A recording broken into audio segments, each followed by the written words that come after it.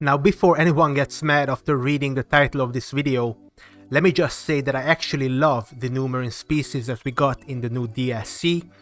I like their individual designs as well, but I also like how different they look, not just from each other, but the other marine species that we've already had. I also like that we got new marine species to begin with, because we don't have that many in the game, and it doesn't matter at all what I say in the video. Obviously you can do whatever you feel like doing in the game, and you can bet your ass that I'm still going to buy these amazing creatures whenever I can, even in my sandbox games with money turned on. If you are playing with unlimited money or in creative mode, none of this matters anyways, and even if you are playing for money, after the first couple of hours you are just going to make more money that you can spend anyways, so it doesn't really matter what species you buy. I just thought it would be fun, or at least interesting, to explore these new creatures in terms of game balance, because it seems like they are really lacking in the lagoon department. In the game, every creature has a base appeal rating. For instance, the Struthiomimus, one of the earlier dinosaurs that you can get, has a measly 14 base appeal rating. And if we compare this to the Mosasaurus down in the lagoon hatchery, it has an amazing 2500 appeal rating, the highest in the game. By the way, the reason why I'm kind of laughing is this is the third time I'm recording this, because I recorded with my camera up here, absolutely covering the appeal rating. I had to open up all the software again, come into the game, and I did the exact same thing. I closed the game, just recorded it twice like that. So anyways, the base appeal rating doesn't really matter, because even though the Mosasaurus has the highest base appeal rating in the game, it's also one of the most expensive dinosaurs. It's really expensive to synthesize and also to incubate this creature. And so what we normally do is we take this appeal rating and we divide it with the synthesis and also the incubation cost that you cannot see right now, to get essentially the cost effectiveness of the dinosaur. And the Mosasaurus is not the most cost effective dinosaur in the game. Funnily enough, it's actually the Attenborosaurus, because it has a fairly high appeal rating and a very low cost. Here you can see a database of all the dinosaurs, and we are sorted by here with the base appeal itself. So the Struthiomimus is at the very bottom, and then at the very top we of course have the Mosasaurus.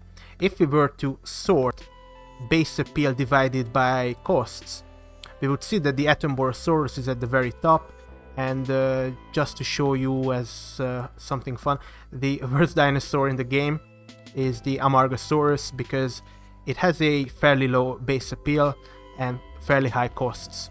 But what's really funny is at the very top of the list you see that a bunch of blue names appear, and these are lagoon creatures. Lagoon creatures are very cost-effective animals, and you might be asking at this point, well, Two-Siders, does that mean I should buy lagoons in all of my sandbox and challenge mode games if I want to do well and I want to achieve 5 stars? And not necessarily, Timmy, because like I said, this doesn't take into consideration the absolutely high research cost for instance, for the lagoons, the lagoon hatcheries, the lagoon viewing galleries, not to mention the exploration costs or the fact that you need to achieve a 2-star park rating to even begin buying aviaries and lagoons, which is kind of stupid in my opinion. You should be able to buy some early game creatures as well, maybe in the future if we have more DLC creatures.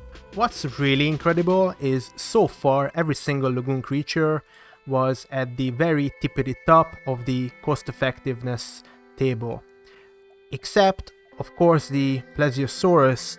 But to be honest with you, the Plesiosaurus is one of the earlier marine creatures that you buy anyways, and earlier creatures tend to be less cost effective, even though 650 is actually pretty nice altogether.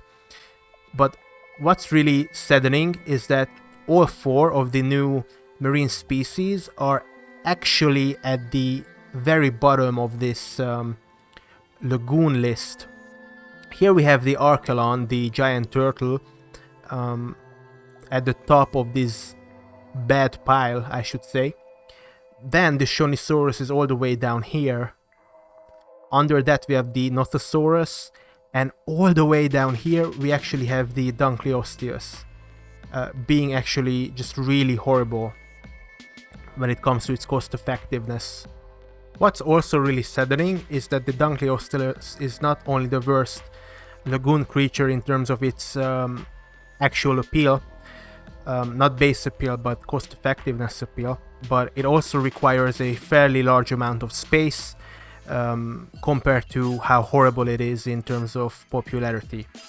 The other ones are a little bit better, so here we have the Nothosaurus, is okay, the Shonisaurus even better, even though remember that the Shonisaurus is massive, and the Archelon, the turtle, actually has pretty decent space effectiveness, so at least we have that. Though it's funny that the Archelon has out of these four, the highest cost appeal and also the highest space appeal.